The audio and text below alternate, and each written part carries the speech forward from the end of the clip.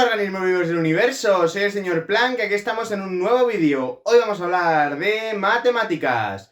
Empecemos.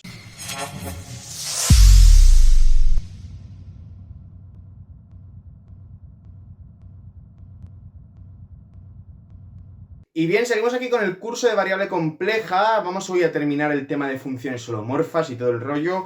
Bueno, ya os pido perdón, ya sé que me lo habéis pedido muchos, lo del brillo de la pizarra, pero de verdad que es una cosa que es superior a mí, ¿no? Lo único que puedo hacer es poner este cuadradito para saber dónde no tengo que pintar, pero el resto es cuestión de que la pizarra se ha desgastado bastante con el uso y no el brillo del foco, pues es el que es. O sea, si bajo el brillo del foco demasiado, entonces el vídeo queda en una calidad horrorosa. Entonces yo creo que es preferible que no escriba aquí, ¿vale? Porque ahora mismo no me puedo permitir comprarme otra pizarra. Y bueno, pensaré a ver si puedo a lo mejor pintarla o hacerle algún apaño, pero bueno, está bastante complicado. O sea que esta va a ser la solución provisional. Bueno, hoy vamos a hablar de curvas, ¿vale? Hoy vamos a hablar de curvas en C, ¿no? Entonces, vamos a hablar de lo que son las funciones o las aplicaciones conformes, pero primero un breve repaso de curvas, ¿no? Una curva, sabéis que es una función que va de un espacio de parámetros unidimensional de R en Rn, ¿no? O en particular va de un cierto subconjunto de R, no necesariamente todo R, en Rn, ¿no? Entonces, en particular, vamos a ver curvas que vayan de R a R2, ¿sí? Y estas curvas vistas como números complejos son lo que se llaman curvas complejas. No voy ni a definirlo porque es el mismo objeto, lo único que cambia son las operaciones en C, y esto ya lo deberíais saber, ¿no? Un ejemplo, por ejemplo, podemos considerar la curva bidimensional, que la X toma los valores coseno de t y la Y toma los valores seno de t. ¿Y t dónde está? O sea, ¿cuál es mi intervalo y? Pues t va, por ejemplo, de 0 a 2pi, ¿no? Esto en R2 o en C, que es lo mismo, ¿verdad? ¿Cómo se ve? Bueno, pues la X va como coseno de t, ¿no? La X va como coseno de t y la Y va como seno de t, ¿no? Si elevamos al cuadrado y sumamos, ¿qué tenemos? X al cuadrado más Y al cuadrado es coseno al cuadrado más seno al cuadrado es 1.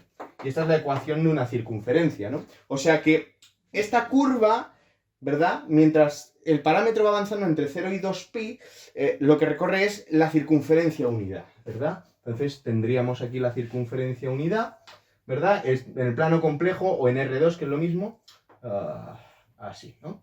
Eso es. ¿En qué sentido se recorre? Eso también es importante. En sentido positivo, o sea, en sentido antihorario, desde donde estamos viendo, ¿no? Si viéramos el plano desde detrás de la pizarra, sería el horario.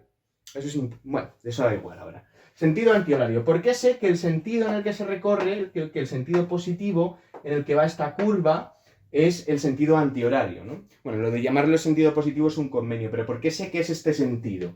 Bueno, pues coge el parámetro ¿de dónde va? De 0 a 2pi, ¿verdad? Entonces, cuando t vale 0, si metes aquí t, ¿qué tienes? Coseno de 0 es 1, seno de 0 es 0, o sea, el punto 1, 0, o sea, esto vale 1 en el plano complejo, pero cuando t vale pi, bueno, por cierto, esta curva, ¿verdad? En notación compleja sería coseno de t más i seno de t. Es el mismo objeto, ¿no? Entonces se puede poner como elevado a it.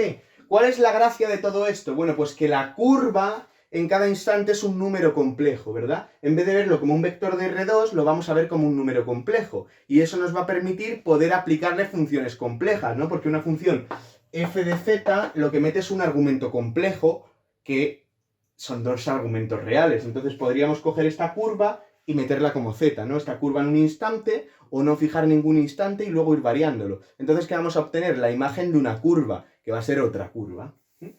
¿Por qué va a ser otra curva? Porque si yo cojo f, que va de c en c, o de R2 en R2, ¿vale? Aquí da igual poner R2 que poner c, ¿verdad? Visto como número complejo por el isomorfismo que hay, nos estamos saltando el isomorfismo, pero es que si no, esto es correcto, ¿eh? Todo esto que estamos haciendo es todo correcto, pero es que si pusiéramos el isomorfismo complicaríamos muchísimo la notación. Entonces, sin pérdida de generalidad, pues hacemos esto, ¿no? Decimos que R2 es C directamente, es isomorfo, ¿no? Pero con estas salvedades, ¿no? Entonces, claro, f compuesto con gamma, ¿de dónde va? Pues va de este intervalo en C y de C en C, o sea, que va de este intervalo, ¿no? O de un abierto en C, ¿sí? Mientras que la curva permanezca en ese mismo abierto donde está definida, ¿no? Entonces, claro, seguiríamos teniendo una curva, ¿vale? Sí. Ok. Entonces, ¿cómo sé que va en sentido positivo, ¿no? Pues cuando t vale 0, bueno, elevado ahí por 0 es 1, tenemos el punto 1, y cuando t vale pi, que está después de 0, es decir, primero empieza en 0 y va hasta pi, hasta 2pi, pues aquí tenemos elevado ahí pi, que es menos 1, ¿no? Y cuando t vale pi medios, que está antes, entre 0 y pi, pues aquí lo que tenemos es i, ¿no? O sea, que vamos de este punto a este y de este a este, o sea que vamos en este sentido, ¿sí? ¿Cómo podemos hacer para ir en el otro sentido? Pues o bien cambiamos el espacio de parámetros, de dónde vamos a dónde vamos, ¿no? Por ejemplo, podríamos... no, da igual. No, da igual el espacio de parámetros, es cuestión de cómo está definida la curva, ¿no? Luego ya en otro tema de integración hablaremos de reparametrizaciones y todo el rollo, ¿no? Si pusiéramos, por ejemplo, la curva coseno de t menos seno de t, también verifica la ecuación x cuadrado más y cuadrado igual a 1, es decir, es esta misma circunferencia, si aquí pongo un menos seno de t. La diferencia es ahora el sentido en que se recorre. Cuando t vale 0, efectivamente partimos del mismo punto, pero ahora, por ejemplo, cuando t vale pi, ¿no? Pues cuando t vale pi, aquí tengo coseno de pi es menos 1, seno de pi es 0, o debería cambiar... debería cambiar, sí, ¿no? Si aquí metemos menos seno de t, por ejemplo, cuando t valga pi medios, eso es, cuando t valga pi medios, pues estaremos en el punto 0 menos 1, ¿no? 0, no. Sí, vale. Estaremos en este punto, pero lo habremos recorrido por aquí, ¿no? Porque cuando t valga, cuando t valga pi medios, efectivamente estaremos en el punto, estaremos aquí en menos i, ¿verdad? Porque aquí tendríamos, 0 menos 1, o sea, estaríamos aquí, luego pasaríamos aquí y luego aquí, ¿verdad? Entonces este cambio de signo me cambia el sentido en que se recorre la curva y ese sería el sentido... ¡Upa! ¡Hostias! El sentido negativo. Joder, se me ha manchado de tiza toda la pizarra. Bueno, en fin, entonces ahora vamos a enunciar, claro, ¿qué pasa con la imagen de una curva a partir de una función holomorfa?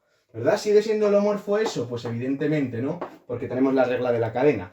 Pero, bueno, vamos a definir una curva, ¿no? Sea gamma una curva de un intervalo, un subconjunto de R, simétrico, menos epsilon, epsilon, tan grande o tan pequeño como queramos, ¿verdad? En C, o sea, una curva compleja, y vamos a pedir que como curva real, como curva R2, como funciona R2, ¿verdad? Que sea C1.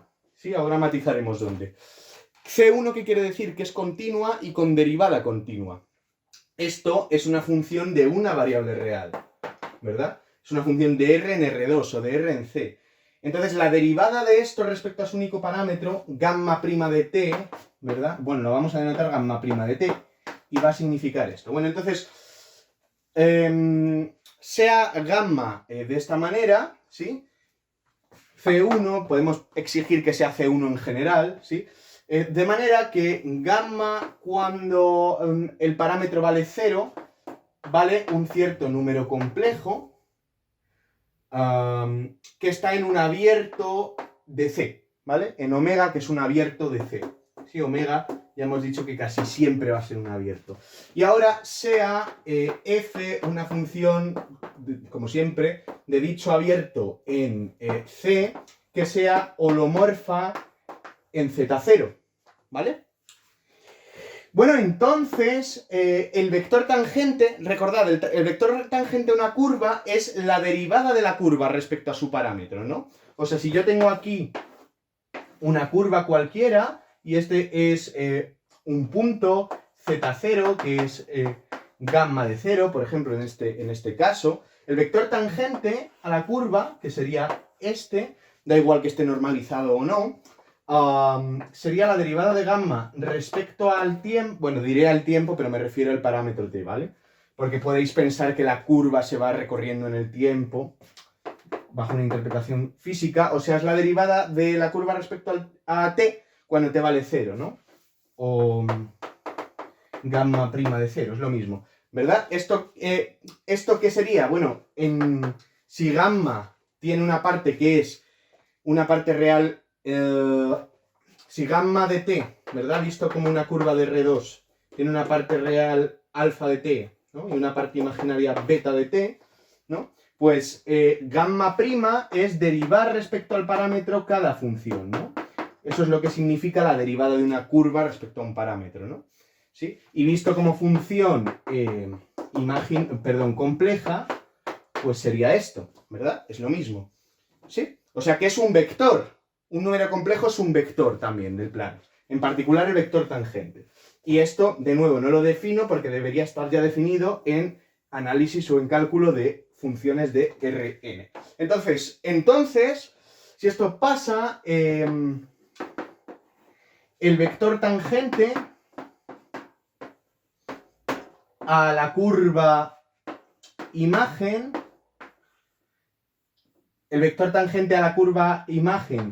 en z0 o en t igual a 0, que es lo mismo. Esto es, yo tengo esta curva, gamma, yo tengo este punto, z0, que es gamma cuando el parámetro vale 0, y al aplicarle f, esta función me transforma la curva en otra curva, yo qué sé, algo así, ¿no? Y este punto z0 me lo lleva, por ejemplo, a este punto f de z0, ¿verdad? Entonces, yo tengo aquí que el vector tangente es este. ¿Cuánto vale este vector tangente? Bueno, pues esto es sencillo y es esperable. El vector tangente vale, bueno, o es precisamente, ¿no? La derivada del vector tangente, y esto es por definición, es la derivada en este instante, la derivada, si a gamma le aplico f, tengo la función f de gamma, que es una función de r en c, o de este intervalo en c. Si la derivada del vector tangente es... bueno, ¿y cuánto vale esto, no? Que en notación de curvas sería la curva f de gamma de t, la derivada respecto al tiempo en 0, ¿no? Esto es lo mismo. Bueno, ¿cuánto vale esto? Pues esto vale la derivada compleja f' en el punto z0 por gamma prima de 0. ¿Y quién es gamma prima de 0? Gamma prima de 0 es el vector tangente en z0, ¿no? O sea, es el vector tangente cuando t vale 0, ¿sí? Entonces, esto es lo que me dice esta proposición. Y además voy a añadir una cosa. Además, si f es holomorfa en todo el abierto, ¿de acuerdo? Y gamma, ahora voy a cambiar el espacio de parámetros. Cualquier espacio, bueno, vamos a... y la imagen de gamma está contenida en omega, o sea que gamma va de un espacio de parámetros, que puede ser esto o puede ser otro, en omega, ¿de acuerdo? Si pasa esto, entonces la curva imagen es holomorfa o derivable o admite vector tangente en todo punto, ¿verdad? Llamemos a este intervalo i. En i, esto es una consecuencia directa, ¿vale? Esto es simplemente extenderlo al resto de puntos. Y la derivada respecto al tiempo de esto en cualquier instante es precisamente f' en z, f' en gamma de t por gamma prima de t, ¿vale? ¿Sí? O sea, esto es por extensión de esto. Esto es en un instante en concreto, y esto me dice que si la función es holomorfa en todo punto, entonces la composición también es holomorfa, y la derivada respecto a t vale esto, ¿no? Holomorfa, derivable, vale. Entonces lo que vamos a probar es esto que tenemos aquí arriba, ¿ok? Bueno, ¿y cómo probamos esto? Pues muy sencillo, regla de la cadena en sentido real, ¿vale? Regla de la cadena en sentido real. ¿Por qué? Bueno, pues vamos allá. Entonces, el vector tangente, por definición, sabemos que es esto. Lo único que tenemos que probar es que esto es exactamente igual que esto. Bueno, pues vamos a hacerlo, ¿no? ¿Cuánto vale la derivada de f compuesto con gamma en 0? Pues usemos la regla de la cadena, y la regla de la cadena en sentido real me dice que esto es la diferencial de f en gamma de 0 por gamma prima de 0. ¿Y cuánto es la diferencial de f en gamma de 0? Bueno, pues la diferencial de f, bueno, aquí usamos que f, bueno, primero, ¿quién es gamma de 0? Gamma de 0 por hipótesis es z0, o sea, esto es la diferencial de f en z0 por gamma prima de 0. ¿Y quién es la diferencial de f, verdad, en z0?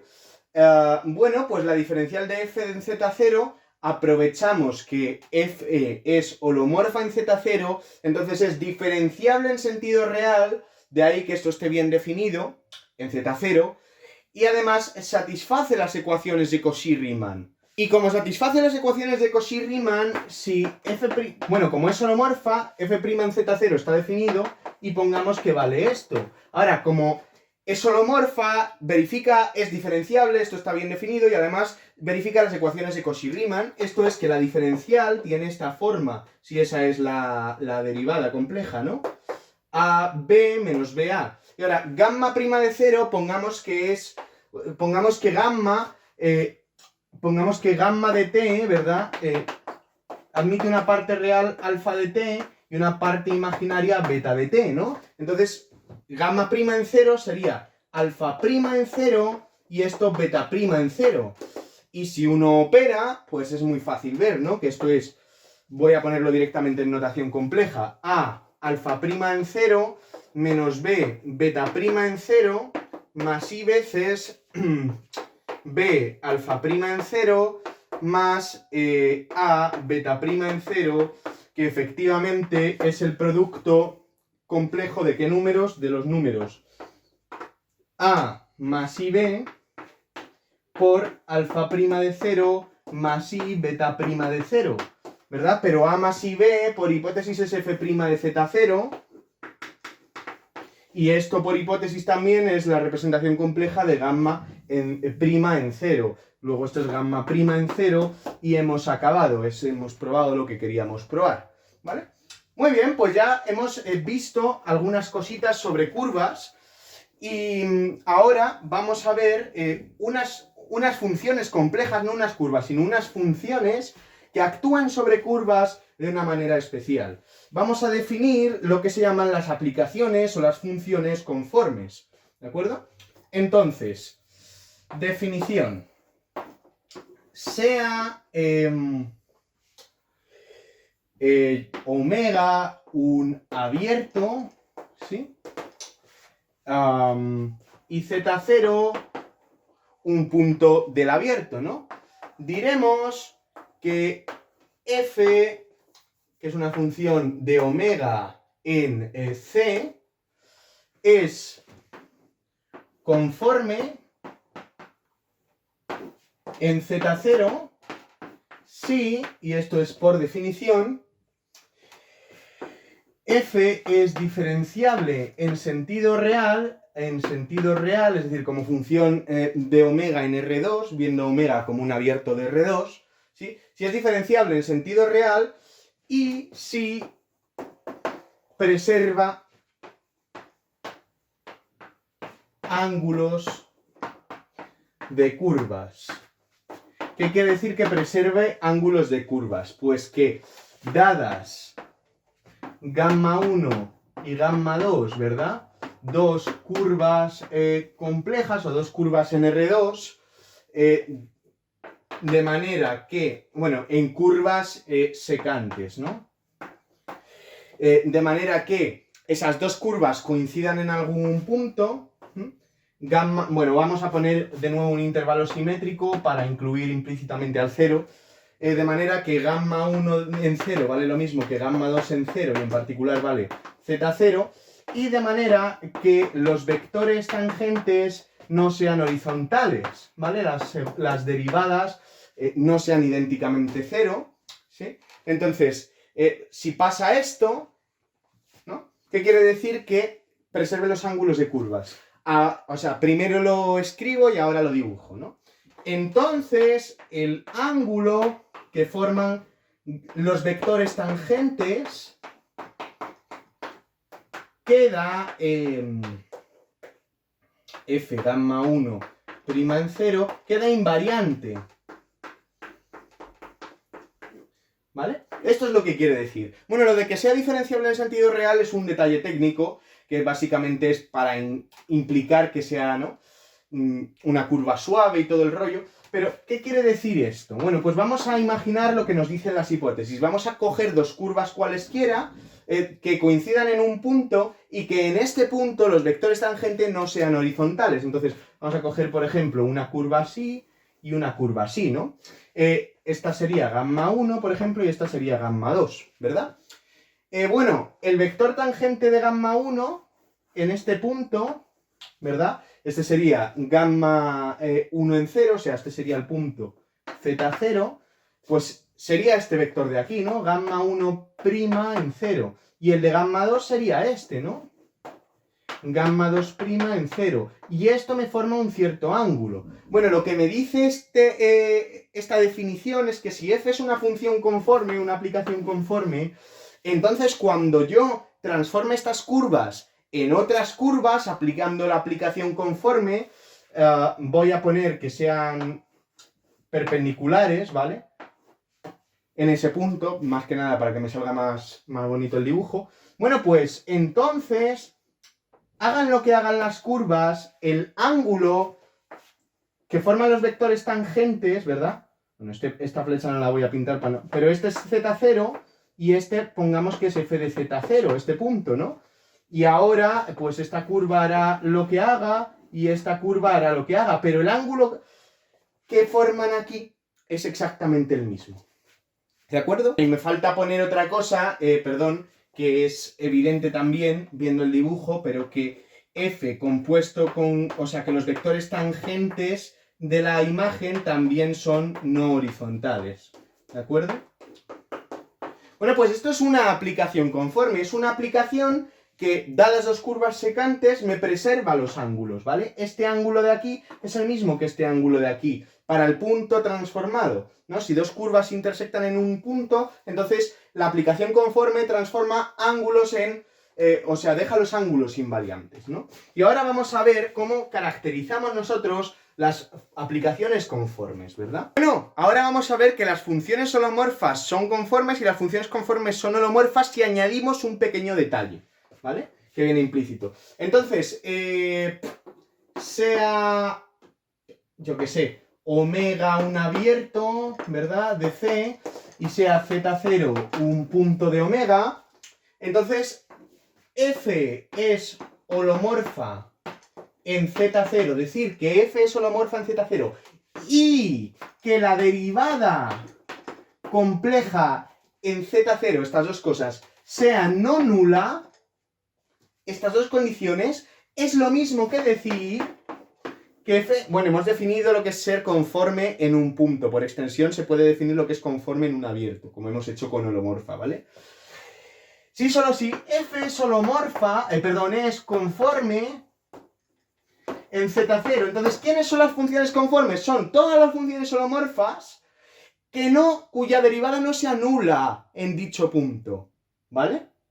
Y esto tiene sentido porque entre las condiciones que tiene ser conforme, tenemos que la derivada, o sea, que los vectores tangentes no se anulan, no son horizontales. ¿Vale? ¿Cómo vamos a demostrar esto? Bueno, como siempre, vamos a empezar demostrando de izquierda a derecha.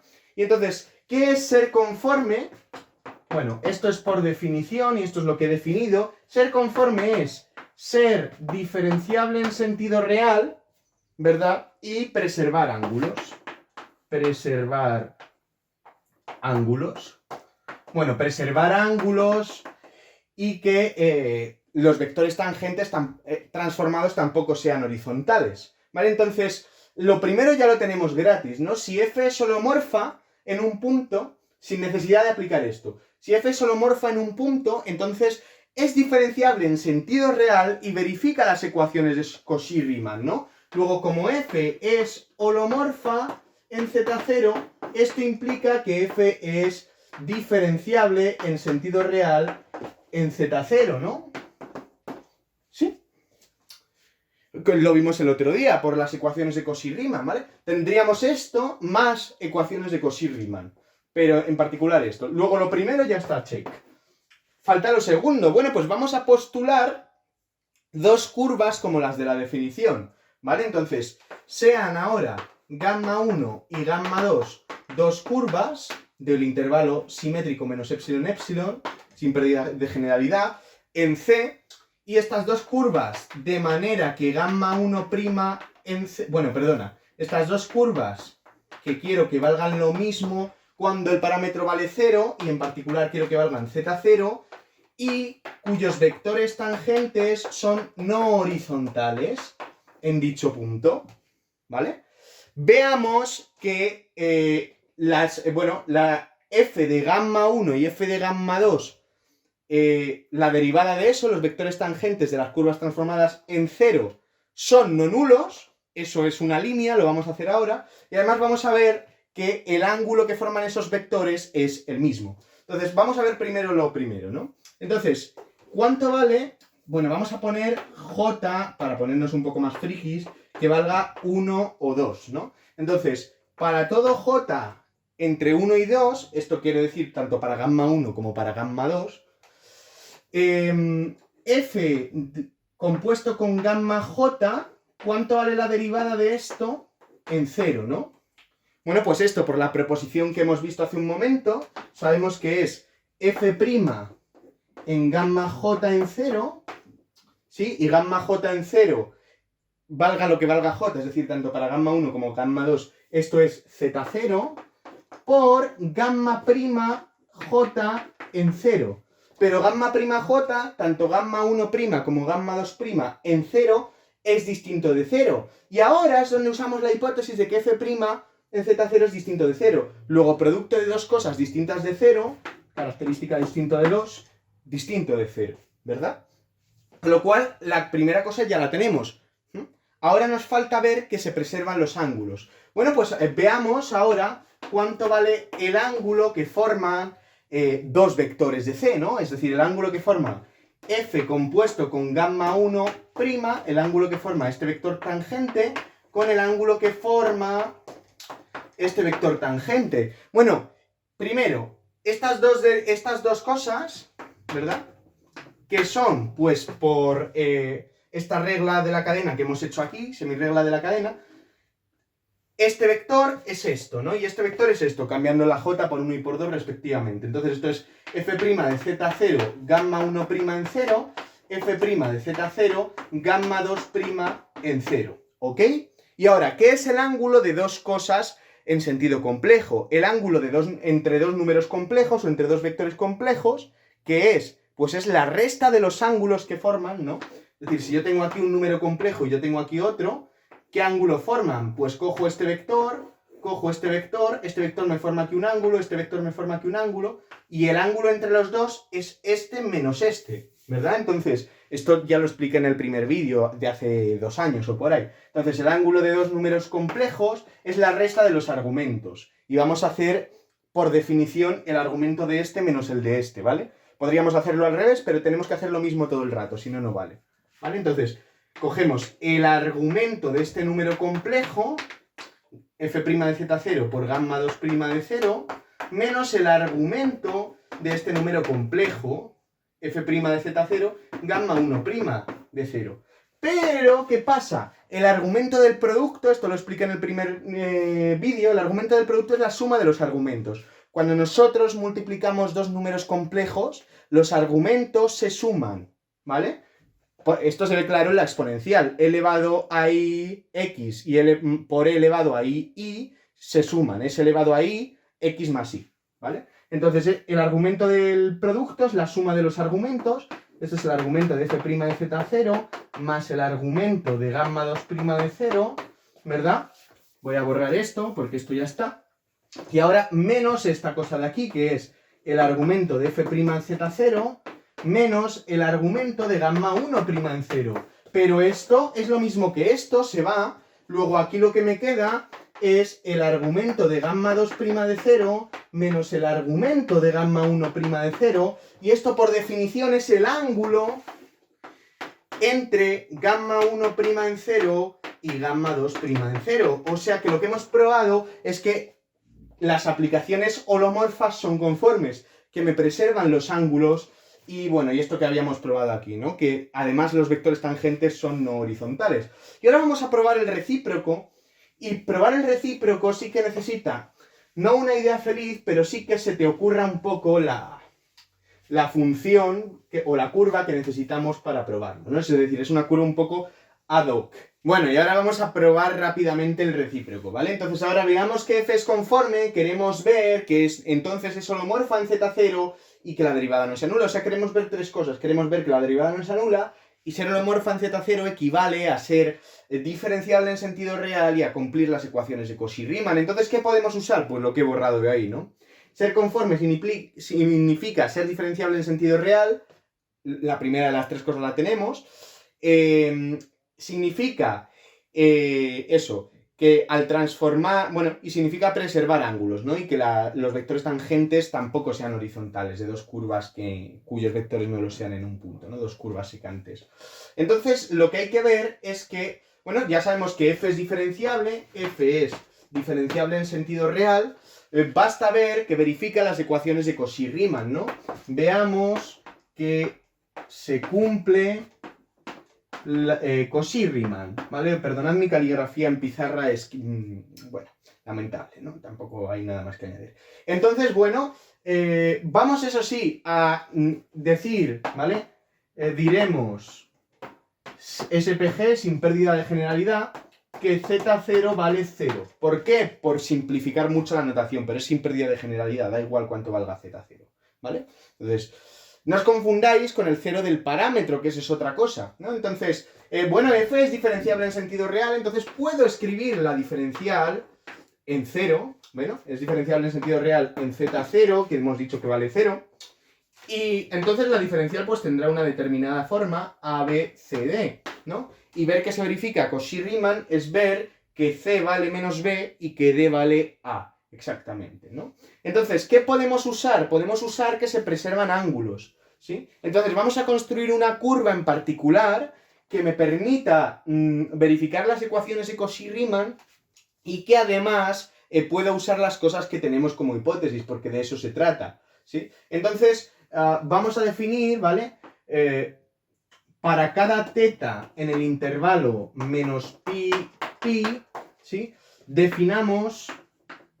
Vamos a definir para cada teta es un parámetro auxiliar, es decir, es otro parámetro además del parámetro que estoy poniendo. Si pusiera gamma con dos parámetros sería una superficie en una curva. Entonces fijo un teta, cualquiera de este intervalo, y defino la curva gamma sub teta, es decir, para cada teta tengo una curva, tengo por tanto infinitas curvas, un teta que va del intervalo menos epsilon epsilon en C, ¿sí?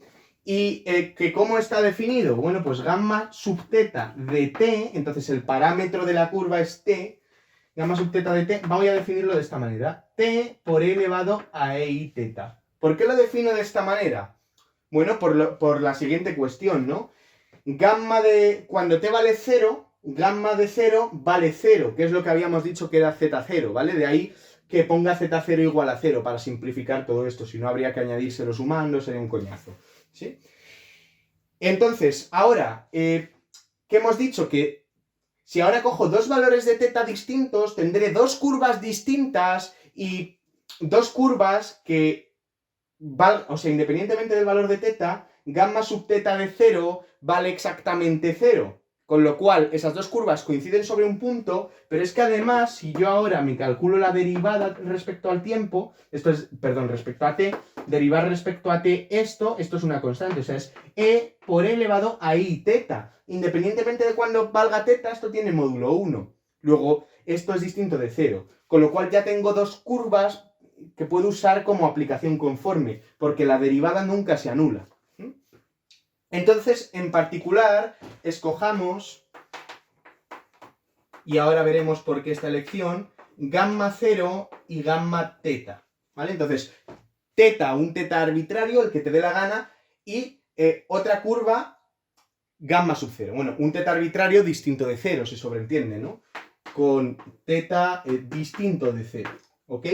Bueno, entonces cogemos estas dos curvas y por hipótesis, como f es conforme, todavía no voy a usar lo de que las derivadas de los vectores, o sea, que los vectores tangentes transformados son no horizontales. Lo que sí que voy a usar es que el ángulo que forman los vectores tangentes, es decir, el ángulo que forman antes de transformar gamma prima en 0 y gamma prima teta en 0, es lo mismo que el ángulo después de transformarlos, es decir, de f compuesto con gamma 0 prima en 0 con f compuesto con gamma teta prima en 0. Y ahora veamos cuánto valen estos dos ángulos por separado, ¿sí?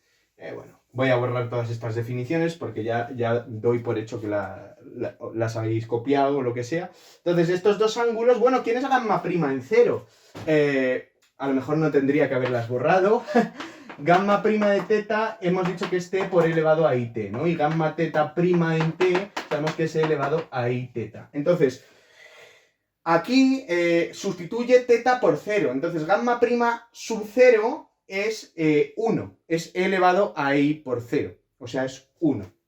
Esto de aquí es el ángulo que forman el número complejo 1 o el vector 1, 0 con gamma prima teta en 0, que es, bueno, pues teta, o sea, e elevado a i teta. O sea, ¿qué ángulo forman estos dos vectores? Que ya te digo yo que es teta, pero bueno.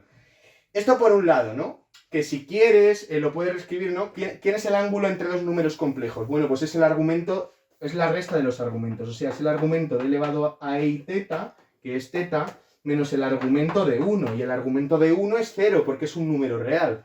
Luego tenemos el argumento de esto igual a este ángulo. ¿Y este ángulo quién es? ¿Quién es f compuesto con gamma 0 prima en 0 y f con tal? Pues esto es la diferencial, ¿verdad? De f, regla de la cadena, ¿no? En 0 por gamma 0 prima en 0 y la diferencial de f en 0 por gamma prima teta en 0. Ahora, gamma prima, bueno, esto ya habíamos dicho que era 1, ¿no? O sea, gamma prima teta en 0 es como vector el 1, 0, ¿sí? Y gamma prima teta en 0, pues es como vector, bueno, es e elevado a i teta, ¿no? Que como vector sabemos que es coseno de teta, eso es seno de teta, ¿sí? O sea que esto es el vector coseno de teta, seno de teta, ¿sí? Y el ángulo entre estas dos cosas es el argumento de la resta, ¿no? Bueno, voy a escribirlo, esto es ABCD, ¿no? Y entonces, ¿cómo sería estas dos cosas ya multiplicadas, ¿no? Si multiplicamos por la diferencial, pues sería A por 1, B por 1, o sea, esto sería el vector AB, y esto sería el vector A coseno de teta más C seno de teta, B coseno de teta más D seno de teta, ¿no? Que si preferís sería A más IB y esto más I veces esto, ¿no? Entonces, tenemos el ángulo entre estas dos cosas, sé que es el argumento de la resta, ¿no? El argumento de, voy a ponerlo aquí arriba, ¿vale? Esto es el argumento de este número complejo, A coseno de teta más C seno de teta más I veces B coseno de teta más D seno de teta, menos el argumento de A más IB. Y esto, tal y como había seguido, esto era exactamente igual, ¿verdad? Tal y como sería la cadena de igualdades, que el argumento de e elevado a i teta. Bueno, paso esto sumando al otro lado, ¿sí? Y entonces tengo que el argumento de esto es el argumento de e elevado a i teta más el argumento de a más ib. Pero ahora aplico la propiedad de antes al revés, ¿verdad? La suma de argumentos es el argumento del producto. Luego este es el argumento de a más ib por e elevado a i teta. Pero, claro, el argumento de esta cosa es igual al argumento de esta cosa. Bueno, ¿y cuánto vale esta cosa? Pues e elevado a i teta será coseno de teta más i seno de teta, y multiplicando, ¿verdad? Aquí lo que tendría sería, a coseno de teta menos b seno de teta más i veces a seno de teta más b coseno de teta. ¿Sí? Entonces lo que tengo es el argumento de un número complejo igual al argumento de este otro. Con lo cual, el cociente entre sus partes imaginarias y reales tiene que ser el mismo, porque el argumento, recordad que es la arcotangente de la parte imaginaria entre la parte real, es decir, el ángulo, ¿sí? Y la tangente de ese ángulo, ¿verdad? Si yo tengo un número complejo, bueno, pues la parte real es este cateto, la parte imaginaria es esta, y la tangente del argumento es la imaginaria entre la real, ¿verdad? ¿Sí? Bueno, pues entonces lo que hay que hacer, lo que hay que hacer es dividir partes imaginarias y reales e igualar. Es ahí donde está la cuestión, ¿no? Entonces hagámoslo. Bueno, vamos a hacerlo primero con la larga. B coseno de teta más D seno de teta entre A coseno de teta más C seno de teta igual a seno de teta más B coseno de teta entre A coseno de teta menos B seno de teta. Y recordemos, ¿verdad?, que esta igualdad se tiene que dar para todo teta entre menos pi y pi, con lo cual tiene que ser independiente de teta, salvo en teta igual a 0, ¿no?, que ese teta lo habíamos excluido. Bueno, y podríamos ver claramente que efectivamente estas dos igualdades se cumplen si D vale A y si B vale menos C, ¿verdad? Podríamos operar un poquito, ¿no? Y aquí tendríamos AB coseno al cuadrado de teta, menos b cuadrado seno de teta coseno de teta, más AD seno de teta, menos BD seno cuadrado de teta. He pasado multiplicando esto aquí y paso multiplicando esto aquí. A cuadrado coseno de teta seno de teta, más AB coseno cuadrado de teta, más AC seno cuadrado de teta, más BC seno de teta coseno de teta, ¿no? Y ahora, por ejemplo, esto con esto se va, ¿verdad? Agrupo a un lado, ¿sí? Agrupo a un lado lo que depende de el seno cuadrado de teta y a otro lo que va con, aquí me falta seno de teta coseno de teta, ¿no? Entonces, por ejemplo, me quedo aquí con eso y aquí lo que tengo es menos a cuadrado menos b cuadrado menos BC, ¿verdad? Más AD, seno de teta, coseno de teta, igual, y meto al otro lado lo que sí depende, ¿no? O sea, AC más BD, seno cuadrado de teta. Como esto tiene que ser igual para cualquier valor de teta, ¿no? Dividiendo aquí me queda aquí la tangente de teta, pues no cabe más que estas dos cosas sean cero, es la única posibilidad, ¿no? Con lo cual me queda un sistema de ecuaciones, ahora sí, un sistema de ecuaciones es, voy a cambiarle el signo porque da igual, a cuadrado más b cuadrado menos AD más BC igual a 0 y AC más BD igual a 0, ¿no? Y ahora en este sistema, por ejemplo, podría despejar de aquí C, ¿no? Y C sería menos BD entre A, sustituyo en la de arriba y me queda a cuadrado más b cuadrado menos AD menos b cuadrado d entre a igual a 0. Paso estas dos cosas aquí, agrupo d,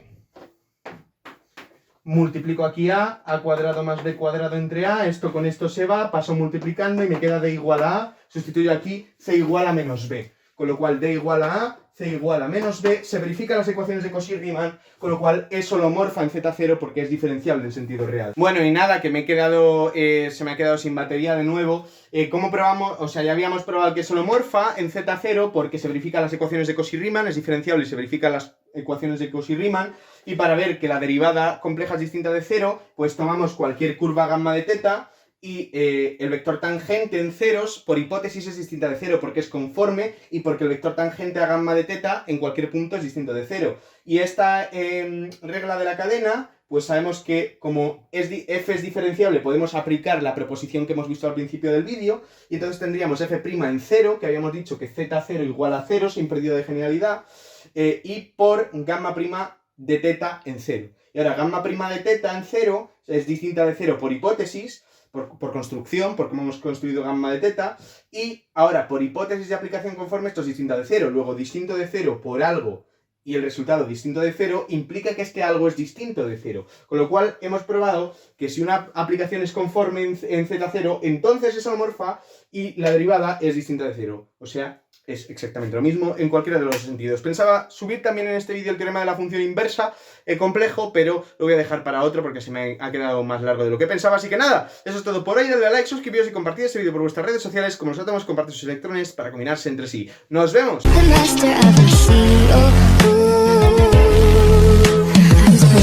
From a young age, taking my soul into the masses, writing my poems.